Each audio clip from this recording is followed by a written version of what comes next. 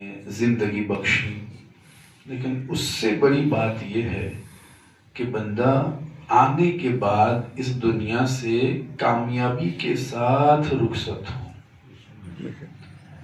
دنیا میں آنا یقیناً یہ بھی ایک اللہ رب العزت کی طرف سے انعام ہے، لیکن اس سے بڑا انعام یہ ہے کہ بندہ دنیا میں اللہ رب العزت کی اطاعت اور اس کی فرما برداری میں زندگی گزارے اور با ایمان اس دنیا سے رخصت ہے۔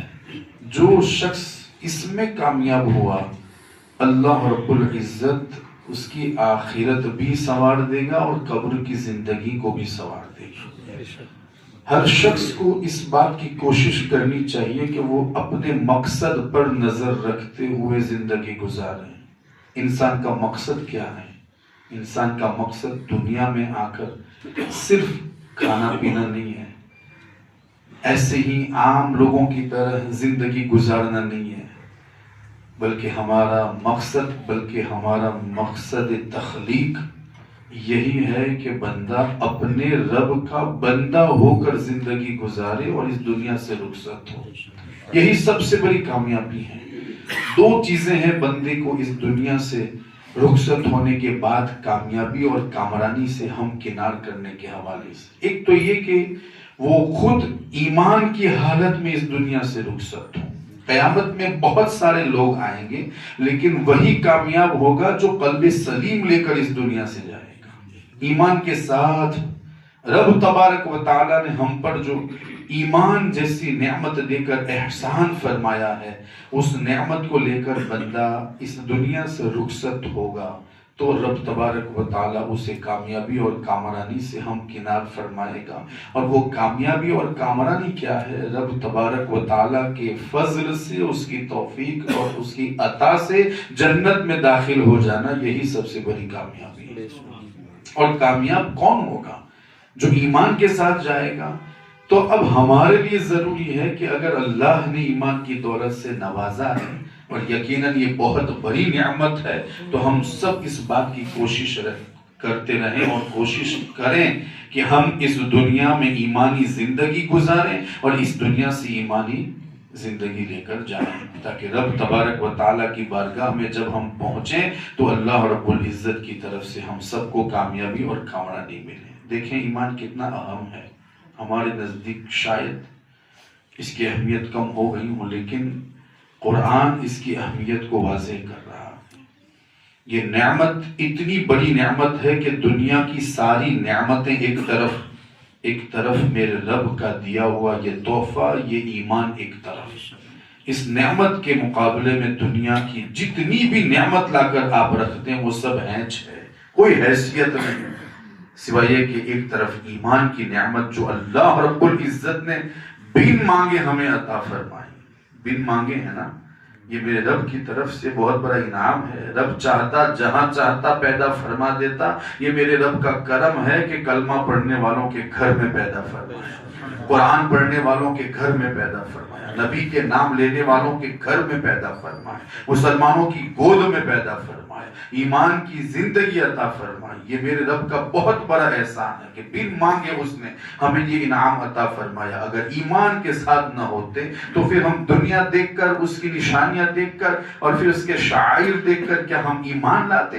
آج ہمیں ایمان کی دولت دی گئی ہے، وہ ہم سنبھال نہیں پاتے۔ مجھے بتاؤ، اگر یہ نعمت ہم کو نہ ملتی تو کیا دنیا کی قدرتیں دیکھ کر، یہ طاقتیں دیکھ کر یا درخت دیکھ کر ہم ایمان لانے والے ہوتے؟ ہرگز نہیں۔ یہ میرے رب کا احسان ہے۔ رب تبارک و تعالیٰ نے بن مانگے ہمیں ایمان جیسی نعمت عطا فرمائی۔ اگر اس کی اہمیت کو دیکھیں تو اہمیت تو بہت ہے، اور اس پر کئی دلیلیں پیش کی جا سکتی ہیں۔ قرآن کی ایک آیت آپ کے سامنے پیش کرتا ہوں، اندازہ لگائیں جو ایمان کی دولت لے کر جائے گا وہ بندہ کس قدر کامیاب ہے، اور جو بے ایمان اس دنیا سے رخصت ہوتا ہے اس کا حشر کل میدان قیامت میں کیا ہوگا۔ کل میدان قیامت میں کافروں کو جمع کیا جائے گا جن کے پاس ایمان نہیں ہے، ایمان کی دولت سے وہ کوڑے ہیں۔ دنیا تو ہے، دنیا کی رنگینیاں بھی ہیں، عیش و عشرت کے سامان بھی ہیں، ان کے پاس بڑے بڑے مکانات بھی ہیں، رہنے میں کوئی کمی نہیں ہے، وہ دنیا میں جہاں چاہتے ہیں پھرتے ہیں، گھومتے ہیں، ان کے پاس عیش و عشرت والی زندگی بھی ہے، لیکن ان کے پاس اگر کچھ نہیں ہے تو ایمان نہیں ہے۔ کل قیامت کے دن رب تبارک و تعالی ان سے پوچھے گا، بتاؤ اگر تم کو یہ کہا جائے کہ تم روئے زمین بھر کر سونا مجھے فدیے کے طور پر دے دو، اور اس عذاب سے، جس عذاب میں تمہیں گرفتار کیا گیا ہے، اس عذاب سے نجات تمہیں مل جائے گی، کیا تم دینے کے لیے تیار ہوں گے؟ وہ کافر کہیں گے ہاں ہم دینے کے لیے تیار ہیں۔ کتنا؟ روئے زمین بھر کر سونا۔ اب اللہ رب العزت دیکھیں، کفر لے کر گیا تھا، اب وہاں اس کا حشر کیا ہے، اور اس سے کس قدر ایمان کی اہمیت کو وہاں پر واضح کیا جا رہا ہے کہ اس کو پوچھا جائے گا کیا تو دینے کے لیے تیار ہوگا؟ وہ کہے گا ہاں، لیکن چھٹے پارے کی آیت کریمہ میرا رب ارشاد فرماتا ہے ان الذین کفروا لو ان لهم ما فی الارض جميعا ومثله معه لیفتدوا به من عذاب یوم القیامت ما تقبل منهم۔ وہ لوگ جو کافر ہو کر اس دنیا سے رخصت ہوئے، بے ایمان ہو کر اس دنیا سے رخصت ہوئے، جب رب تبارک و تعالیٰ ان سے پوچھے گا کہ کیا تم روئے زمین بھر کر سونا دینے کے لیے تیار ہو صرف اس لیے کہ تمہیں اس عذاب سے نجات دے دی جائے، وہ کہیں گے ہاں ہم اس کے برابر اور اس کے مثل اور تمہیں دینے کے لیے تیار ہے، لیکن میرے رب کی طرف سے آواز آئے گی ما تقبل منہم، تمہارا سونا، تمہاری دنیا تمہارے پاس رکھو، ما تقبل منہم، تمہارا یہ دعا دیا ہوا آج قبول نہیں کیا جائے گا۔ اگر تم روئے زمین اور اس کے مثل جتنا بھی سونا ہو وہ تم دے دو، لیکن تمہارے عذاب میں ذرہ برابر فرق آنے والا ہے۔ یریدون ان یخرجوا من النار وما هم بخارجین منها ولهم عذاب مقیم، وہ چاہتے ہوں گے کہ ہم آگ سے نکل جائیں، ہم جہنم سے نکل جائیں، ہم سے کچھ لے لیا جائے اور اس کے عوض میں ہمارے لیے اعلان ہو کہ ہم اس عذاب سے نکل جائیں، نجات پا جائیں، لیکن وہ کبھی نہیں نکلنے والے، وہ اسی میں رہیں گے۔ ان کے لیے دردناک عذاب ہے، ہلاکت خیز عذاب ہے، ان کو تباہ و برباد کر دینے والا عذاب ہے۔ یہ تو وہ تھا جو کفر لے کر اس دنیا سے رخصت ہوا، لیکن اب آؤ مومن کی کیا شان ہوگی۔ میرے مصطفیٰ کریم علیہ الصلوۃ والسلام ارشاد فرماتے ہیں جو شخص رائی کے دانے کے برابر ایمان لے کر دنیا سے رخصت ہوا، اللہ رب العزت اس کو جہنم سے نکال کر جنت میں داخل۔ یہ ایمان کی اہمیت ہے یارو، اس دولت کو سنبھالو، اس دولت کو سنبھالو، یہ میرے رب کا دیا ہوا بہت عظیم تحفہ ہے۔ دنیا کی ساری نعمتیں ایک طرف لیکن ایمان ایک طرف، اس کو ضائع نہ کرو، اپنی زبانوں کے ذریعے رشتہ داروں کی وجہ سے اس کو ضائع کرنے کی کوشش نہ کرو، اس نعمت کو سنبھالو۔ یہ وہ نعمت ہے جو دنیا کی دولت سے بھی زیادہ اس کو سنبھالنے کی ضرورت ہے، لیکن کہتے ہیں نا قوم جس کو اہمیت زیادہ دیتی ہے اس کو سنبھالنے کا انتظام بھی زیادہ کرتی ہے۔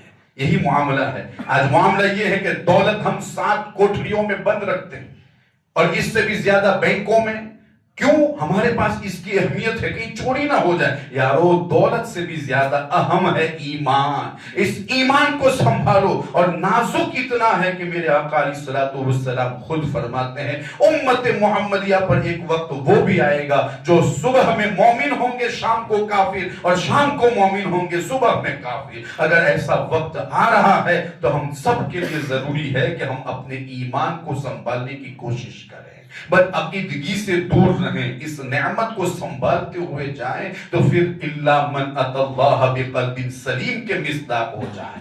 قلب سلیم لے کر اس دنیا سے جائیں گے تو پھر ساری نعمتیں، یہ جو محفل بھی سجی ہے نا، یہ جو رونق یہاں نظر آ رہی ہے، وہ صاحب ایمان اگر اس دنیا سے جائے گا تو اس محفل کی رونق اسے اپنی قبر میں بھی نظر آئے گی۔ اس کے بعد کی جتنی بھی منزلیں اور جتنے بھی مراحل ہیں یہ سب ایمان پر ہے۔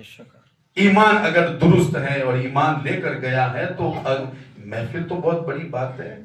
اگر ان کا بیٹا اپنی زبان سے یہ کہہ دے لا الہ الا اللہ محمد الرسول اللہ، اللہ رب العزت اس کے ثواب میں کمی کیے بغیر اللہ رب العزت اس کے ماں باپ کی قبر میں نور عطا فرمائے۔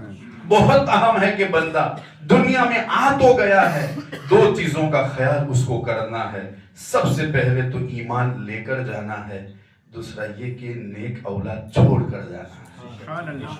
یہ دونوں باتیں ایسی ہیں کہ بندے کو نصیب ہو گئی، سمجھو دنیا بھی سنور گئی اور آخرت بھی سنور گئی. اور الحمدللہ ہمارے ابراہیم بھائی راج جو اس دنیا سے رخصت ہوئے، اہل سنت و جماعت سے، سنی صحیح العقیدہ اس دنیا سے رخصت ہوئے اور اپنے پیچھے اولاد بھی چھوڑی شفیق بھائی کی صورت میں، تو الحمدللہ ایک نیک شخص چھوڑ کر گئے.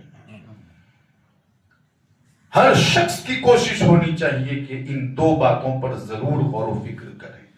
اور پھر اللہ رب العزت نے والدین کے جو حقوق بیان فرمائے ہیں، ساتھ ہی ساتھ رسول اللہ نے جو اس کی تاکید کی ہے، اس میں یہ بھی ہے کہ ماں باپ کے حق اتنے زیادہ ہیں کہ ان کی موت کے بعد بھی ختم ہونے والے نہیں ہیں. اولاد اگر نیک ہو تو فرق کتنا پڑتا ہے، ذرا اندازہ لگائیں کہ اتنے حقوق ہیں کہ ان کی موت کے بعد بھی ختم ہونے والے نہیں.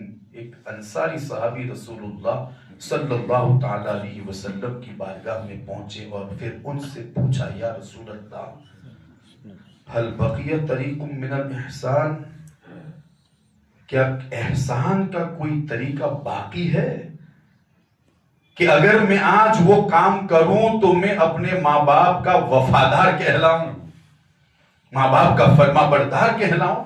یعنی کیا ان کے بعد، یعنی ان کے رخصت ہونے کے بعد بیٹوں پر، اولاد پر کوئی حق باقی رہتا ہے کہ اگر وہ اس کو انجام دے تو اللہ رب العزت ان کا حق ادا کرنے والوں میں لکھے؟ اس وقت میرے مصطفیٰ کریم، مختلف روایات ہیں، حضور علیہ الصلوۃ والسلام نے ہمارے درمیان یہ حقوق بیان فرمائے. ہاں ہے، والدین کے حق اس دنیا سے جانے کے بعد بھی ختم نہیں ہوتے، وہ اتنے اہم ہیں. ماں باپ ہماری دنیا کی رونق ہے، رونق، بلکہ صرف یہی نہیں بلکہ وہ ہماری آخرت کی بھی رونق ہے. اگر بندہ اس اللہ رب العزت اور رسول اللہ کے فرامین پر پورا اترتا ہے تو یہ ماں باپ، اسی لیے تو حضور نے فرمایا یہی تمہاری دوزخ ہے، یہی تمہاری جنت ہے. اگر تم ان کا کہا مانتے ہوئے زندگی گزارتے ہو تو سمجھو کہ تم جنت کی دہلیز تک پہنچ چکے ہو، اور اگر تم ان کا کہا نہیں مانتے تو پھر تمہیں دھکیلا جائے گا جہنم. یہی تمہاری جہنم ہے، یہی تمہاری جنت ہے. ان کے حقوق ختم ہونے والے نہیں. حضور فرماتے ہیں ہاں الصلاۃ علیہما، جب ماں باپ یا ان میں سے کوئی اس دنیا سے رخصت ہو، بیٹے پر سب سے پہلا جو حق ہے نا، ترکہ اور وراثت کے حوالے سے یہ بات، جو میت سے متعلق حقوق ہے وہ الگ، لیکن جو باپ کو آخرت کے حوالے سے، ایصال ثواب کے حوالے سے جو حقوق ہے وہ یہ الصلاۃ علیہما، کہ جب وہ اس دنیا سے رخصت ہو تو سب سے پہلا کام یہ ہے کہ وہ ان کی نماز جنازہ پڑھے.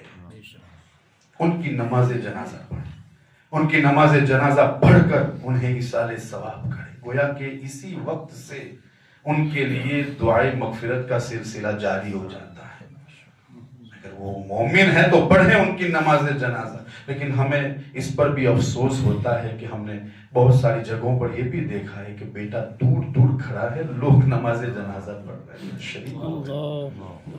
مجھے یہ بات سمجھ میں نہیں آتی کہ میری قوم نماز جنازہ سے کیوں کٹراتی ہے. اگر کسی بد عقیدہ کی نماز جنازہ سے دور رہے تو ہمیں خوشی ہوتی ہے، لیکن ایک وہ شخص جو سنی صحیح العقیدہ ہے اور اس دنیا سے رخصت ہوا ہے تو قوم مسلم نماز جنازہ سے دور اور نفور کیوں اختیار کرتی ہیں، وہ دور کیوں بھاگتی ہیں؟ آپ کو معلوم ہوگا کہ ہمیں کل بھی اعلان کرنا پڑا کہ بھائی آ جائیے، سب آ جائیے، سب آئیے، سب نماز جنازہ پڑھیں. کیوں نماز جنازہ پڑھیں؟ یہ مومنین کا حق ہوتا ہے، اور بالخصوص اولاد پر والدین کے حوالے سے یہ ان کا حق ہے کہ وہ آئیں اور نماز جنازہ پڑھیں. نماز جنازہ یہ ایک رب کی طرف سے انعام ہے کہ بندہ اس جنازے میں سویا ہوتا ہے، ادھر یہاں پر والدین کے لیے دعائے مغفرت ہوتی ہے، مومن کے لیے ایصال ثواب ہوتا ہے، ادھر نماز ختم ہوتی ہے، ادھر مغفرت کا پروانہ دے دیا جاتا ہے. دو فائدے ہیں، یوں تو بہت سارے فائدے ہیں، دو فائدے. امید ہے کہ یہ فائدے سن کر کبھی بھی مومن کی نماز جنازہ پڑھنے سے کترائیں گے نہیں. دو فائدے ہیں نماز جنازہ. وقت نکال کر پڑھنے کی کوشش کیجیے، رغبت سے پڑھنے کی کوشش کیجیے. بہت سارے لوگوں کا بہانہ یہ بھی ہے کہ آتا نہیں پڑھنا.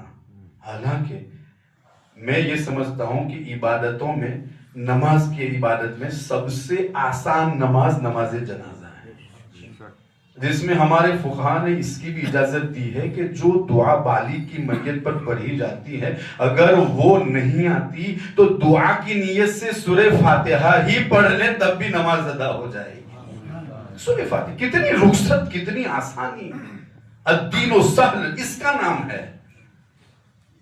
دین آسان ہے، بہت آسان ہے، کوشش تو کیجیے۔ ایک طرف دعا یاد کرنے کی کوشش کریں اور جب تک یاد نہ ہو جائے تب تک سورہ فاتحہ پڑھتے رہے، کھڑے ہو جائے۔ یار اتنے سارے بندوں میں کوئی ایک تو ایسا ہوگا جو رب کی بارگاہ میں مقبولیت کا شرف حاصل کر چکا ہوگا کہ رب قدیر اس کی وجہ سے صاحب جنازہ کی بھی مغفرت فرما دے اور جو شریک ہوئے ان کی بھی مغفرت فرما دے۔ ایک تو ایسا ہوگا، کھڑے ہو جائیں۔ اس میں دو فائدے ہیں، اگر میت نیک ہے پڑھنے والوں کی مغفرت ہو جاتی ہے، اور اگر پڑھنے والے نیک ہے اور لیٹا ہوا گنہگار ہے رب قدیر پڑھنے والوں کی وجہ سے اس کی مغفرت فرما دیتا ہے۔ کیوں چھوڑے ہم نماز جنازہ جہاں پر 2-3 منٹ بھی نہیں لگتے اور لوگوں کو اعلان کیا جاتا ہے، اور بالخصوص اہل سنت میں اس کو تو مجھے بار بار کہنا پڑے گا کہ اہل سنت کا یہ بہت بڑا المیہ ہے کہ لوگ دور کھڑے ہوتے ہیں، بلکہ دور صرف اگر کھڑے رہے تب بھی سمجھ میں آئے، وہاں پر بھی باتوں میں مصروف رہنا۔ یہ کہاں کی عقل مندی ہے یار کہ ایک طرف ہمارا بھائی سویا ہے، اب وہ ہمارے لیے ایصال ثواب کے حوالے سے محتاج ہے اور لوگ اس سے دور بھاگیں۔ اللہ رب العزت بخشنا چاہتا ہے، مغفرت فرمانا چاہتا ہے، اور ہم ہیں کہ اس کے لیے کچھ کرنے کے لیے تیار نہیں۔ سب سے پہلا حق ہے نماز جنازہ، پھر اس کے بعد الاستغفار لہما، ان دونوں کے لیے مغفرت کی دعا کرنا جب جب وقت ملے۔ اچھا یہ 1-2 دن 3 دن یا 40 دن تک کے لیے محدود نہیں، یہ بھی یاد رکھنا جیسے آج کل ہم نے ماحول بنا لیا، 8ویں کا فاتحہ، 10ویں کا فاتحہ، 40ویں کا فاتحہ، وہاں تک تو خوب ذوق و شوق کے ساتھ جائیں گے، اور اس کے بعد کا معاملہ یہ ہوگا کہ شب برات کا انتظار کریں گے۔ شب برات آئے تو ماں باپ کی قبر پر جائیں، دعائے مغفرت مسلسل، روز موقع ملے تو روز، اور اگر روز نہیں ملتا تو کم سے کم جمعہ کے دن ان کی قبر پر پہنچے اور وہاں پر جا کر، ایک روایت کے مطابق حضرت انس رضی اللہ تعالیٰ عنہ نے اس کو روایت کیا ہے، جو بندہ جمعہ کے دن قبرستان پہنچ کر یاسین شریف کی تلاوت کرتا ہے۔ اچھا یاسین شریف بولوں تو یاسین شریف تو ہے، لیکن اگر اس کے علاوہ کوئی سورت پڑھے گا تب بھی منع نہیں ہے۔ ہمارے یہاں یہ بھی ایک المیہ ہے کہ یاسین کا نام لیا جائے تو پوری زندگی یاسین ہی چلے گا۔ بھائی اور بھی قرآن ہے، یاسین بھی پڑھو، وقت ملے تو دوسری سورتیں بھی پڑھو۔ تو جو بندہ یاسین شریف کی تلاوت کرتا ہے، اللہ رب العزت سارے قبرستان والوں سے عذاب ہلکا فرما دیتا ہے، اور جو ماں باپ کی قبر پر پہنچ کر پڑھتا ہے، اللہ رب العزت اسی یاسین کی تلاوت کی برکت سے ان کی مغفرت فرما دیتا ہے۔ اور جب بیٹا پہنچتا ہے ان کی قبروں پر اور وہاں پہنچ کر کچھ پڑھتا ہے، قبرستان والے تو وہاں پر ان کے جانے کے بعد اس قبر میں پہنچتے ہیں اور ان سے کہتے ہیں تمہارا بیٹا قبر پر آیا، بہت اچھا کام کیا، بہت اچھا کام کیا، آج اس کی وجہ سے رب قدیر نے ہمارے عذاب کو ہلکا فرما دیا۔ تو وہاں پر بھی ماں باپ پھولے نہیں سمائیں گے، اور یہ اسی وقت ہوگا جب اولاد نیک ہوگی۔ یہاں تو معاملہ یہ ہے کہ ہم تو دوسروں کے بھروسوں پر رہتے ہیں، مولانا کو بلا لیا، فاتحہ پڑھوا دیا، بہت کچھ ہو گیا، اللہ اکبر، ہم کب پڑھیں گے؟ اس لیے کہا جاتا ہے لوگوں کو دنیا حاصل کرنا چاہتے ہو تو شریعت کے دائرے میں دنیا حاصل کرو، اس سے بڑی دولت ہمارے لیے کوئی ہے ہی نہیں کہ ہم اپنے جانے کے بعد اپنی اولاد کو نیک چھوڑیں، کہ ان کا ایک ایک کلمہ پڑھنا کل ہمارے لیے قبر میں بھی نور لائے گا، نور، کہ ابن آدم کے تمام اعمال تو منقطع ہو جاتے ہیں، ٹوٹ جاتے ہیں، ثواب نہیں ملتا اس کے بعد، کیونکہ اب ان کو کوئی کام کرنا نہیں ہے، لیکن ہاں 3 کام ہے، 3 کام ایسے ہیں کہ جس کی وجہ سے وہ قبر میں سویا ہوگا، وہاں پر بھی نیکیوں کا میٹر جاری ہوگا۔ اس میں سے ایک یہ کہ وہ خود صدقہ جاریہ کرے، وہ خود کہیں مسجد بنتی ہے وہ حصہ لے لیا، دارالعلوم میں کوئی پڑھ رہا ہو اس میں حصہ لے لیا، کہیں پر کنواں کھودوا دیا، کہیں پر پانی کا انتظام کر دیا، ثواب جاریہ جہاں جہاں جو ثواب جاریہ اس نے کیا ہوگا، جب تک وہ چیز استعمال میں ہوگی اللہ رب العزت اس کا ثواب اس کو عطا فرماتا رہے گا، اگرچہ آنکھیں بند ہو چکی ہیں۔ اور پھر یہاں پر رک کر یہ بھی کہوں گا کہ کچھ کرتے جائیے۔ دور ایسا آ رہا ہے کہ آج جیتے جی ہماری اولاد ہمارا کہنا نہیں مانتی، تو کیا ہم ان سے وہ امید رکھیں کہ ہماری آنکھیں بند ہو جائیں تو روزانہ ہماری قبر پر پہنچیں گے یا وہ ہمیں یاد کریں گے؟ ہرگز نہیں۔ مصروفیت کے اس دور میں ہمیں ہی کچھ کر کے جانا ہوگا، ہمیں ہی صدقہ جاریہ کر کے جانا ہوگا، ہمیں ہی کچھ یہاں سے انتظام کر کے جانا ہوگا، ہمیں ہی قلب سلیم لے کر جانا ہوگا، تاکہ رب تبارک و تعالی ہماری اس کیے کو قبول فرمائے اور ہمارے لیے ذریعہ نجات بنائے۔ ہاں اولاد نیک ہے تو پھر ضرور ان کو اس کے بعد بھی ان کو ثواب ملتا رہے گا۔ دوسری چیز ہے اس نے وہ علم جو حاصل کیا اس کو لوگوں تک پھیلایا، تبلیغ کی، کلمہ سکھایا، قرآن سکھایا۔ اب وہ جب تک روئے زمین پر پڑھا جائے گا رب تبارک و تعالی اس کا ثواب اسے قبر میں عطا فرمائے گا۔ اور تیسری چیز نیک اولاد، اولاد صالحین یدعو لہو، نیک اولاد جب دنیا میں رہتی ہے، یہ نیک اولاد ہے کیا؟ اس کی مثال ایسی ہے، ایک شخص درخت لگائے، درخت لگانے کے بعد اس پر پھل بھی آ جائیں، جو بھی اس سے کھائے لگانے والے کو ثواب ملتا ہے، اگرچہ اس کی زبان سے وہ یہ نہ کہے کہ جس نے لگایا اس کو ثواب، اگر یہ نہ بھی کہے تب بھی اس کو ثواب ضرور ملتا ہے۔ بس ویسے ہی اولاد ہے کہ ہمارے جانے کے بعد اگر ہماری اولاد میں سے اگر کسی نے کچھ پڑھا، بلکہ صرف کلمہ طیبہ ہی کیوں نہیں، اگر اس نے پڑھا ہے اللہ رب العزت قبر میں اس کو ثواب عطا فرمائے گا۔ بیٹے کو کہنے کی بھی ضرورت نہیں ہے کہ میں نے جو کچھ پڑھا وہ میرے ماں باپ کو ملے، ادھر زبان سے نکلتا ہے، ادھر رب تبارک و تعالی اس کا ثواب اس کے ماں باپ کو عطا فرماتا ہے۔ کوشش کیجئے، کوشش کیجئے۔ اور بھی بہت سارے حقوق ہیں لیکن وقت نہیں، انشاءاللہ کبھی موقع ملا تو اس حوالے سے گفتگو ہوگی۔ دو چیزیں بڑی اہم ہے، ایمان کے ساتھ جانا، اپنے پیچھے نیک لوگوں کو چھوڑ کر جانا۔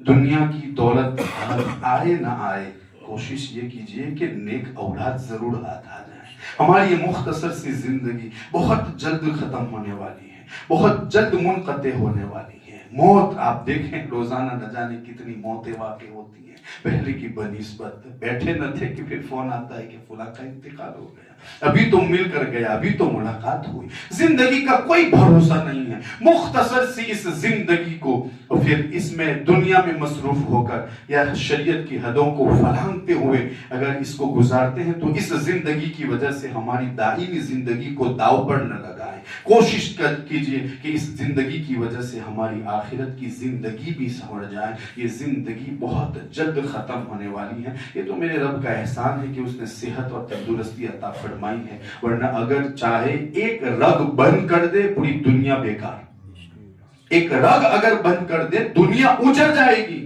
کس دنیا پر ہم اترا رہے ہیں اور کس دنیا کی وجہ سے ہم نے شریعت کو چھوڑ رکھا ہے، کس دنیا کی خاطر ہم نے آخرت کو بھلا دیا ہے اور ہم آخرت سے غافل ہیں اور غفلت میں زندگی گزار رہے ہیں۔ وہ زندگی جو اللہ کے نزدیک کوئی حیثیت نہیں رکھتی، وہ دنیا جو اللہ کے نزدیک کوئی حیثیت نہیں رکھتی، تو پھر اس زندگی کی خاطر، اس کی عیش و عشرت کی خاطر، اس دنیا کی خاطر ہم دائمی زندگی اور حقیقی زندگی اور آخرت کی زندگی کو داؤ پر کیوں لگائے؟